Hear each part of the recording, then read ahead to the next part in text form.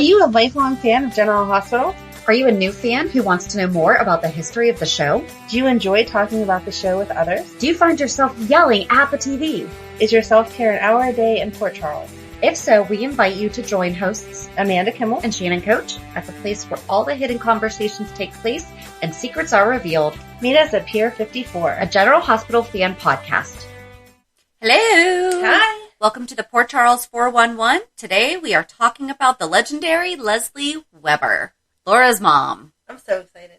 I am too. And unlike ones in the past, we're kind of doing this how we used to do it. We did not watch any YouTube because she's been on since 1973. Yeah. And she used to be a more substantial character than what we just recently saw. She was a way more substantial character, and that was all when we weren't around. Right. We weren't even alive at that time, which is funny because I tried to YouTube for like a second, and it instantly went to 1980, 81, and it went from her to Frank Smith, and the guy that played Frank Smith was the guy that played Henry on Punky Brewster. I know! Oh my gosh! Right? I'm going to have to go back and check that. See, yeah. So I tried to start because if you put in like the year, yeah.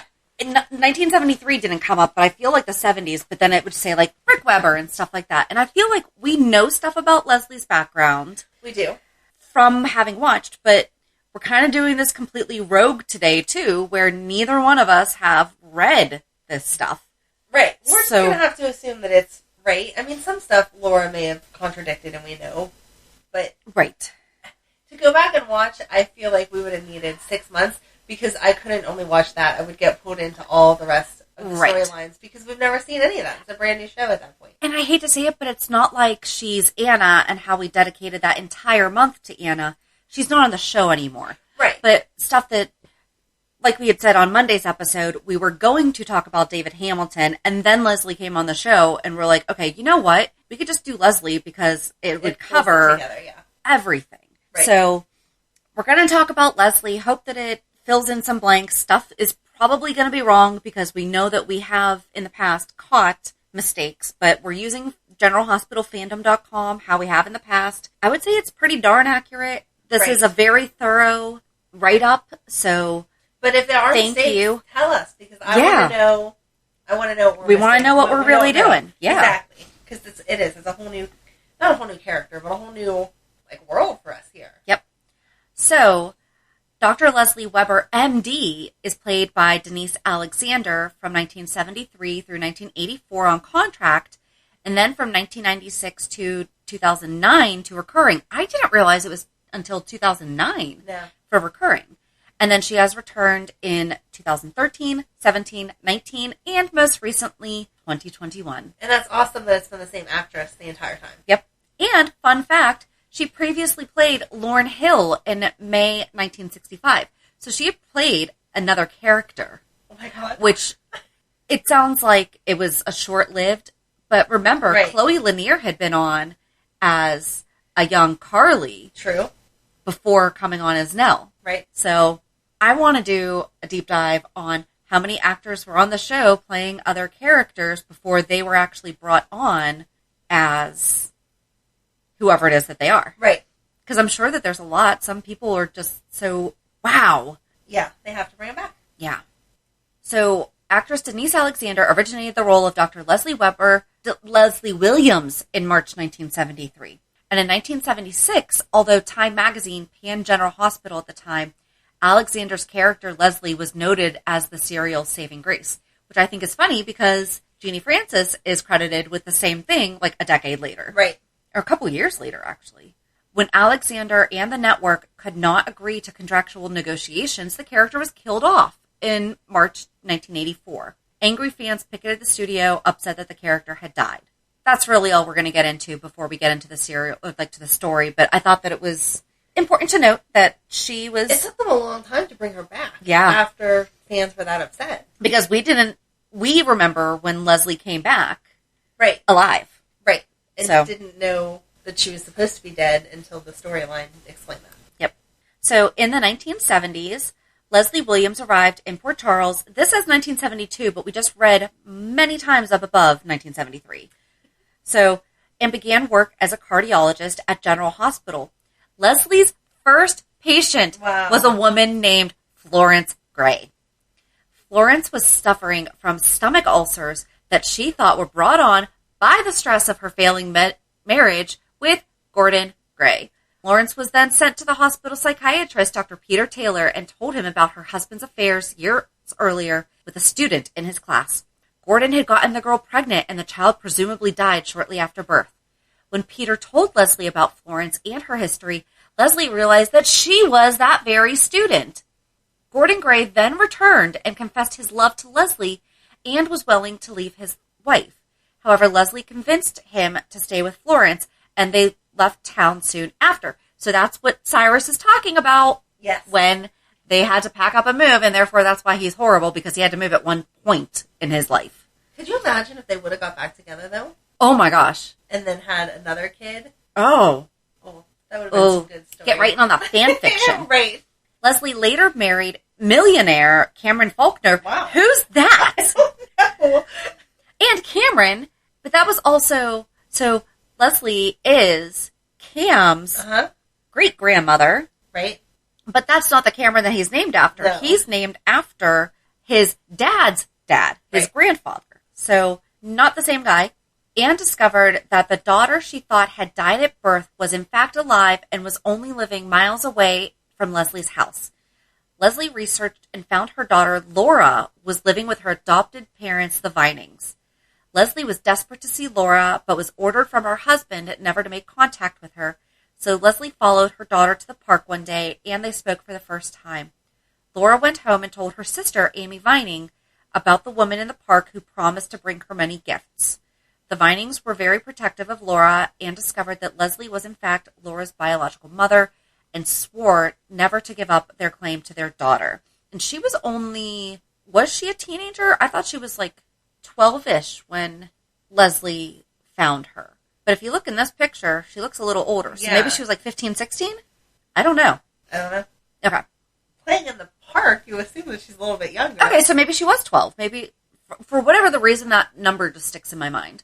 Laura was thrilled at the fact that Lesley was her mom, and Lesley herself soon filed for custody. I don't feel like that's how adoption works. No. And did it ever in the past? Oh my God, I hope not, because that would be ridiculous. But I feel like I don't know, because my aunt is only 4 years older than me, so she would have been adopted in the 70s. Okay. But she wasn't of that age. Right. So I don't know. I don't know if her parents ever tried to go back for her. Foster care can do that. Right. But straight up adoption, I mean, her name was Laura Vining. Yeah. And, fun fact, her sister Amy Vining is actually who our beloved Nurse Amy is also mirrored after, because the actress who portrayed Amy Vining passed away. But her character was crazy and spunky, just like our current The Amy. exact same, yes. Oh, we should compare the two. Oh, that would be fun. That would be fun. So after Laura was granted a week to stay under her mother's roof, she decided to stay with Lesley indefinitely, because when Laura fell ill, Lesley thought the illness could be emotional-based and made the decision to send Laura back to the Vinings. Oh, that must have been tough for her. Yes. Lesley's husband Cameron was thrilled and determined to keep Laura out of his life, so he paid a nurse to convince Lesley that Laura was actually not her daughter. Oh my gosh. Ooh, the original lab test confusion. Lesley didn't fall for it, so Cameron paid the Vinings a great deal of money to move far away. Cameron tried to convince Lesley to move on with her life, but Lesley wouldn't have it. You cannot convince a woman to move on from her child. Right. Oh. And she soon learned that her husband had paid the Vinings to leave and go far away. Cameron finally snapped and kidnapped Lesley. However, during a struggle, while Cameron was driving, Lesley grabbed the wheel and the car lunged off the road, killing Cameron. Oops. Oh my gosh. All right. Oops. You want to talk about how she moved on after that? Does it say like 2 days later? I feel like they accidentally kill a lot of people. I mean, how many people have you accidentally killed in your lifetime? None that I know of. And then your children went on to accidentally kill people. I feel like the judges would be a little suspicious there. Yeah. So while grieving her husband, Lesley met Dr. Rick Webber. Rick was trying to stay away from his brother. Rick was trying to stay away from his brother Jeff's wife Monica, who is our current Monica. I like the way they're trying to stay away. Like she just is tempting him too much. Well, So Rick spent much time with Lesley and comforted her after she miscarried her late husband's baby. Wasn't that not his baby? I feel like there was a conversation thought that it wound up being Rick's. Was that how that went? But this is saying that she was pregnant when she met Rick. Right. I didn't think that was... I don't know. Wrong. I could be wrong, because again... We could be smushing another character. Very true. Monica became jealous over how much time Rick spent with Lesley. You have Jeff! And confronted Lesley, warning her to stay away from Rick and that they were having an affair. Who wasn't Monica having an affair with at that point in time? Lesley wasn't sure whether to believe Monica, but she knew that she loved Rick very much. Rick also was becoming closer to Lesley and even volunteered to help her find her daughter Laura. When Rick and Lesley found Laura, Lesley was hoping for a joyful reunion, but Laura had grown into a teenager. There you go. Oh, so Jeannie Francis didn't originate the role of Laura. That's right. That's right. There you go. She'd grown into a teenager and didn't want to live with Lesley and wanted nothing to do with her. Laura believed that Lesley didn't care about her when the Vinings had taken her away. Rick then sat Laura down, convincing her that both her mothers loved her. Lesley was so grateful for Rick's effort. Rick then confessed his love for Lesley and proposed. Lesley was shocked and agreed to be his wife. Really? You were shocked? I feel like you were hanging out an awful lot to be shocked. But this goes back to why Monica and Lesley constantly are at each other's throats. And I love those scenes. These are the scenes I would like to go back and watch from back then because they're so good together now whenever they're being nasty to each other. When Rick's old college roommate David Hamilton moved into the Webber's house, Lesley didn't trust him from the start. Laura, however, was very open to David, and after rebelling against Lesley, she and her mother decided to make peace. David, however, didn't help things and would cause a rift between Lesley and her daughter again.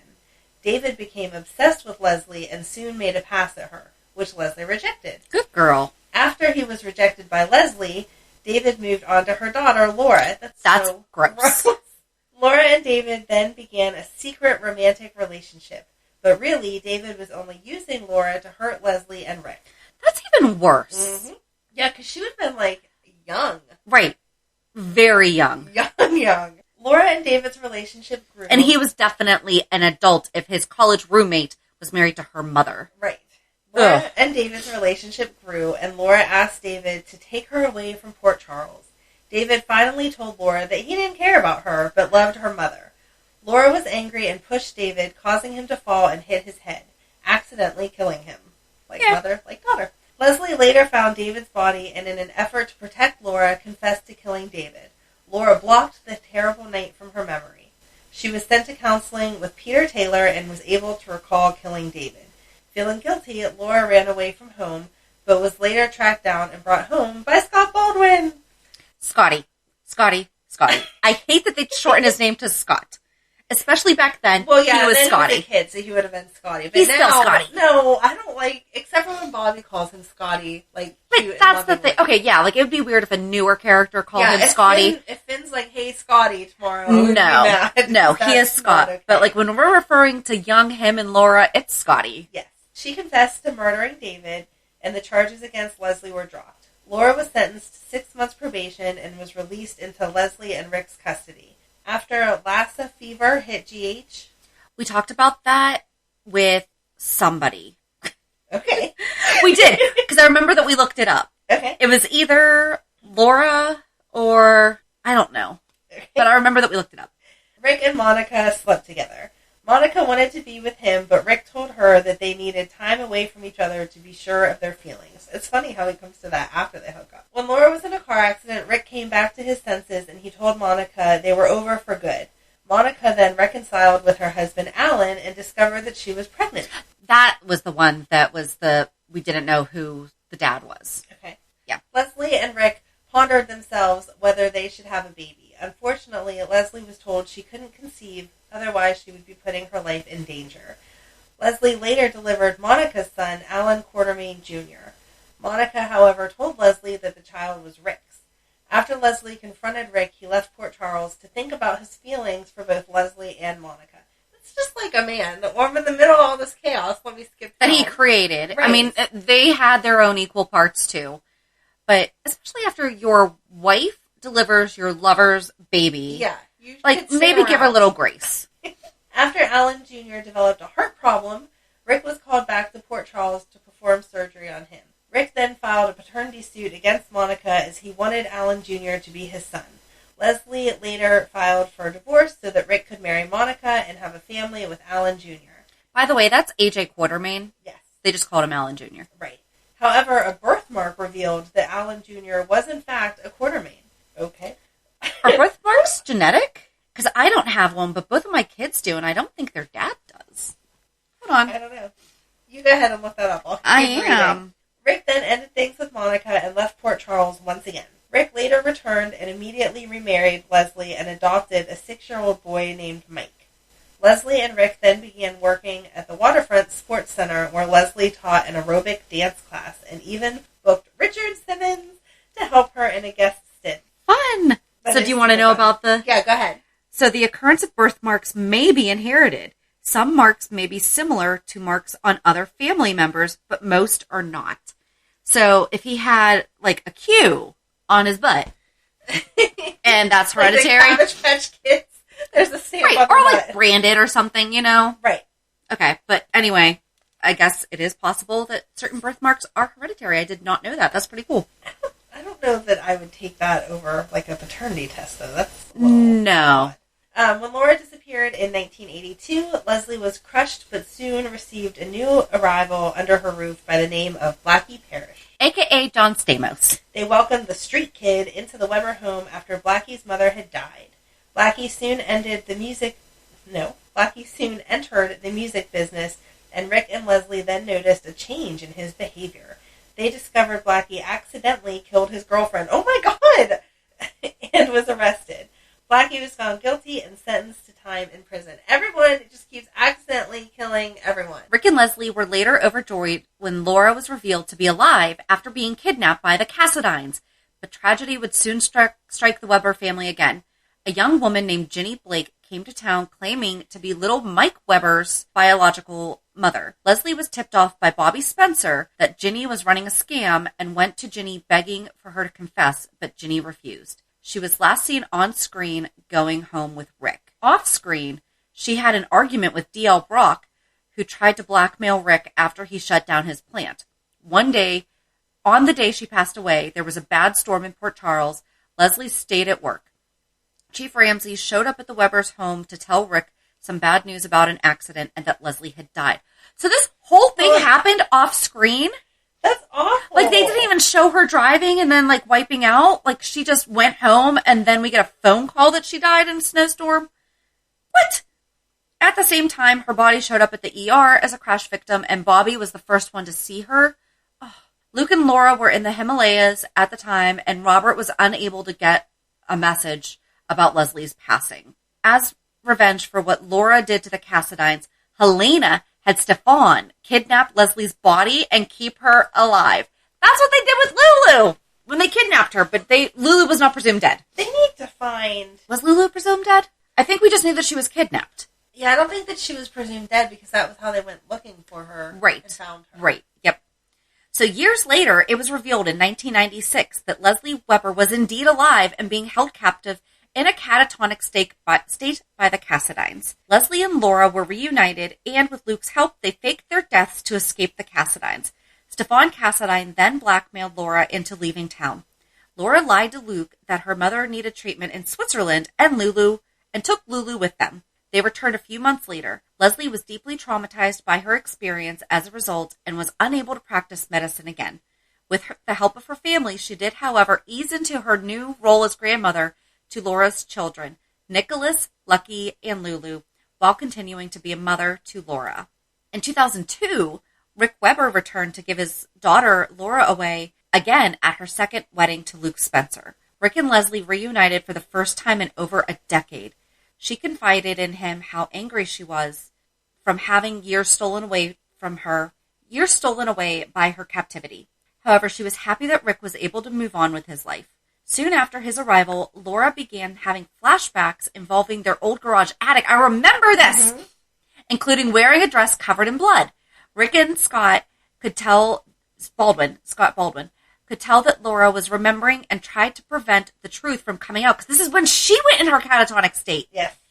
It was revealed years ago during his marriage to Lesley that Rick was having an affair with the nurse, Teresa Carter, and Laura walked in on them in the attic. Teresa got violent, and Laura took an antique camera and hit Teresa over the head with it, accidentally killing her. 2 kills for Laura. Rick enlisted Scott to bury Teresa in the backyard and gave Laura... Geez, Scotty! and gave Laura a certain drug for her to forget that night. Laura went up to the attic to remember the truth the day before the wedding. She believed that Rick had killed Teresa. When Rick tried to give her an injection to calm her down, Laura panicked and hit Rick over the head, killing him. I so remember all this. It needs to say accidentally killing him. Yes. That's what they put. She did accidentally kill him. Luke followed Laura and Rick to the attic where he discovered Laura over Rick's body. Luke then whisked Laura away into hiding. Lucky and Nicholas found Rick's body and tried to make his death look like a drunk driving accident. Oh my God. Laura had a severe mental break by the traumatic revelation that she had killed her stepfather and was institutionalized. I'm sorry, I sound so excited about this, but I can seriously see it in my head as I'm reading it. Lesley was devastated by Rick's death and Laura's mental collapse. With Luke showing little interest in his daughter, Lesley was left to raise young Lulu with the help of her 2 grandchildren, Nicholas and Lucky. When Heather Webber returned to Port Charles in 2004, Lesley was immediately suspicious of her. Heather had become obsessed with Luke Spencer and began her old scheming. Heather spiked Lesley's drink, causing her to be hospitalized. Afterwards, Heather convinced Bobby Spencer to let her move into the Spencer house to care for Lulu. I don't remember that. And why would Bobby let that happen? Right. Why wouldn't Bobby take Lulu? That's her niece. Exactly. Fortunately, Lesley recovered and Heather was later institutionalized. I was just blown away. I'm sorry. So that is 3 kills for Laura, 2 kills for Lesley here. Was it 2? Or just the 1? Just the one because she was just helping cover up the other one. Okay. Yeah. Wow. In 2005, Lesley and now a teenage Lulu attended the wedding of Lucky and Elizabeth Spencer. Lulu grew up to be quite the rebel. Yeah, she did. Yeah, that's putting it mildly. Lesley tried her best, but just couldn't handle the teen. Luke would occasionally pop into Lulu's life to take her fishing and spend the occasional holiday with her, but for the most part, he remained a stranger to her. Lesley decided it was time for Luke to be a real father and sent Lulu to the Quartermain mansion where Luke was living and forced Luke to take a more active role in his daughter's life. I don't feel like that's true. That just forced Tracy to take an active role in her life. But it was what Lulu needed. Yes. So Lesley was overjoyed in 2006 when her daughter Laura made a temporary recovery from her catatonia. When Luke decided to give Laura the wedding of her dreams, Lesley was not thrilled at the idea of lying to her daughter, as Luke was already married to Tracy Quartermain. But it was to celebrate Luke and Laura's 25th wedding anniversary. Exactly. And it was beautiful. And was he technically even married to Tracy at that They time? were, yeah. Or was that one of the times they weren't really? I think that they were. Okay. However, in time, Lesley realized she only wanted her daughter to be happy and later decided to support Luke's decision. Lesley attended Lucky and Elizabeth's second wedding in March 2007. They got married that close together? Yeah. No, I was having the same. Oh, I thought you meant, No. it was that close. And I was like, really? No, I was doing like 2005, and then they divorced real quick, and then got really quickly remarried. Wow. Okay. I mean, I guess if you know it's love, it's love. And returned later that year to comfort her grandson, Nicholas, after his fiance's death. And that was Emily. In 2008, Laura came out of Emily's been gone that long. I know. I'm sorry. It's okay. That's why I just clicked on it, because I was like, wait, was he engaged to someone I didn't realize? No. Oh my goodness, it's been 12 years. That's insane. No. Okay. So in 2008, Laura came out of catatonia for good, but was quickly kidnapped by Scott Baldwin. How did he keep a legal career? I am so serious, though. He's hidden bodies. He's kidnapped. Oh my goodness gracious.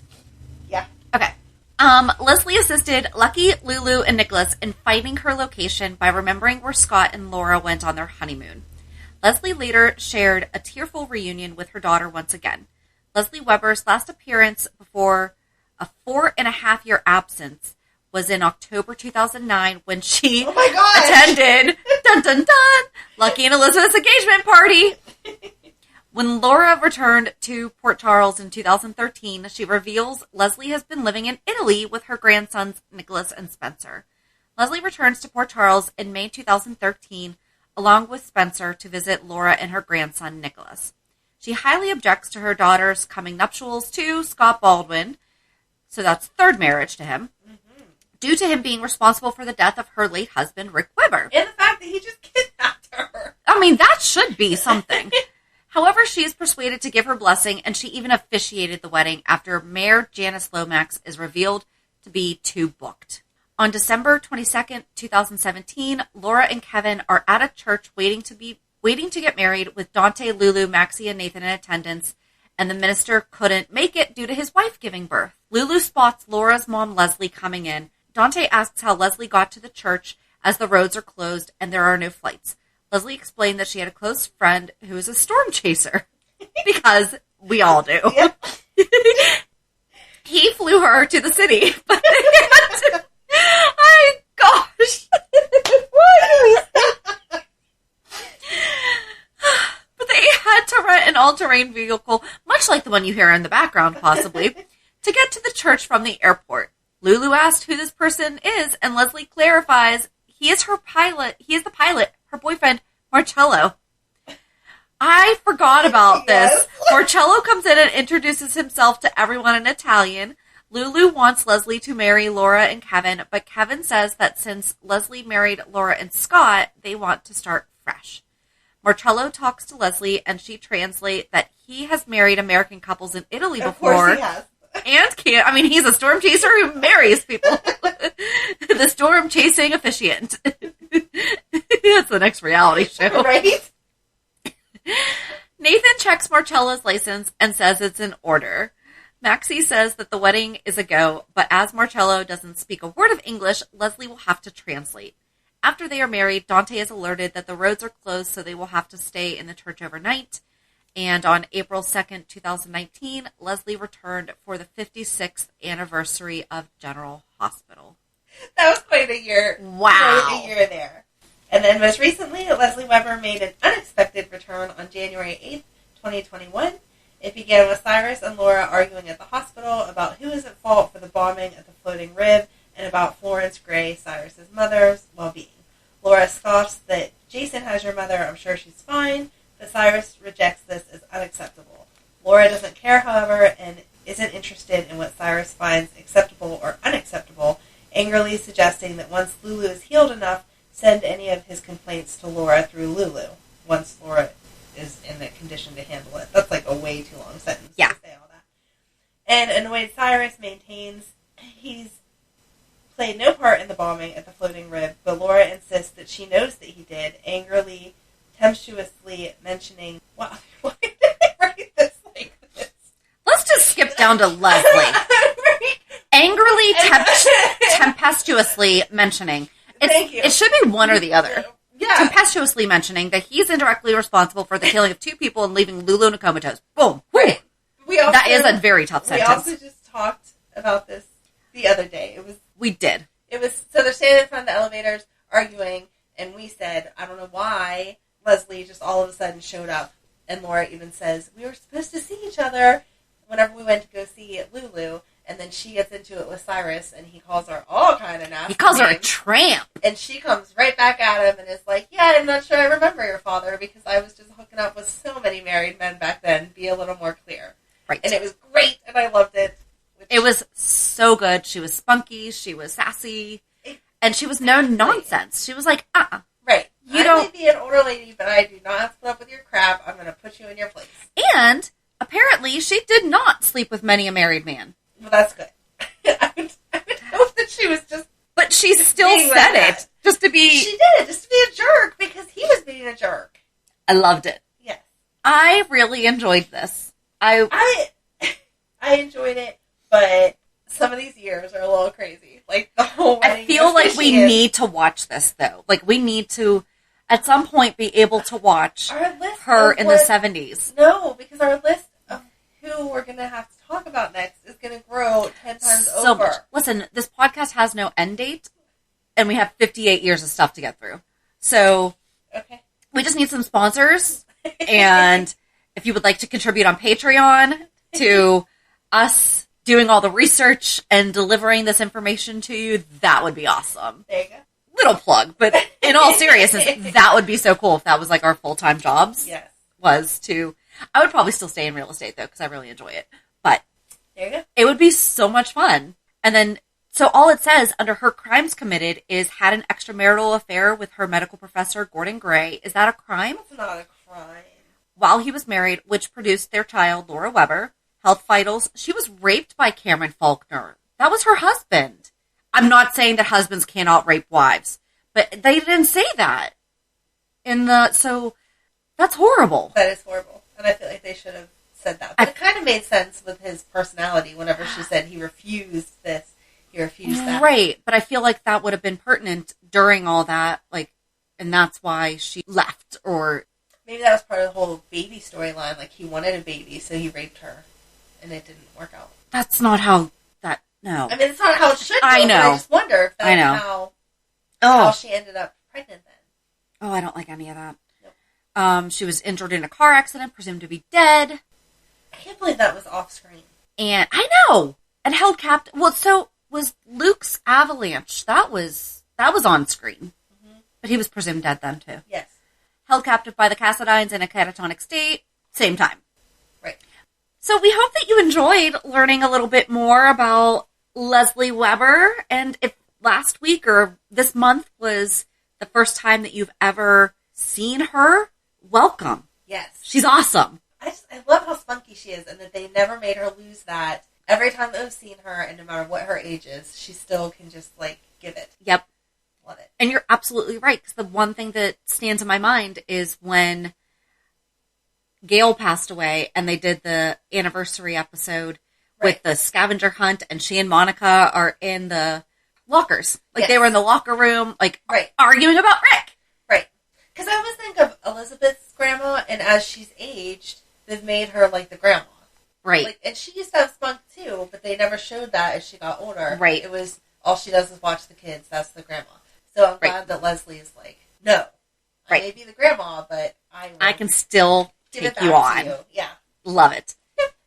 So join us on Monday as we talk about this week's episodes. Have a good weekend. And we'll meet you at the pier. Bye. Bye. If you enjoyed today's show, we invite you to go to pier54podcast.com to subscribe on your favorite platform. Don't forget to leave us a review. And you can also follow us on many social media channels. Just search for Pier 54 Podcast. Also, we are not perfect, so if there is something that we missed or messed up, just let us know by emailing us at pier54podcast@gmail.com.